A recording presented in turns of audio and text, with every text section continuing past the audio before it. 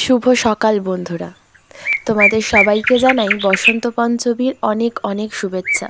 সরস্বতী পুজো আসলেই স্কুলের কথা খুব মনে পড়ে, জানো তো। সকাল সকাল বাড়ির পুজো মিটিয়ে শাড়ি টাড়ি পরে স্কুলে যখন যেতাম আর গিয়ে বন্ধুদের সাথে দেখা হতো, একটা আলাদা রকমই অনুভূতি ছিল। সরস্বতী পুজো এবারে দুমতে পড়ায় বাড়ির পুজো কোন দিন করব সেই নিয়ে ভাবনা চিন্তা করতে করতে রবিবার দিনকেই করে ফেললুম। রবিবার দিনটা ছুটির দিন, সবাই বাড়িতে থাকে, তাই রবিবার দিনকেই পুজোটা করে নিলাম।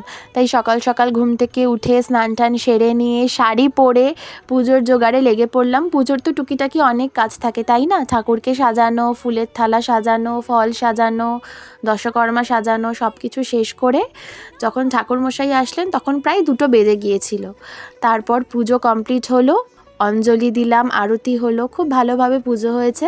পুজো শেষ হওয়ার পর ভেবেছিলাম বিকালের দিকে কি একটু ঘুরতে বেরোবো, তারপর মন সায় দিলেও শরীরটা আর সায় দিচ্ছিল না, জানো তো। কারণ আগের দিন থেকে খাটাখাটনিটা চলছে, স্কুলের পুজো বাড়ির পুজো দুটোই তো সামলাতে হয়েছে, তাই না?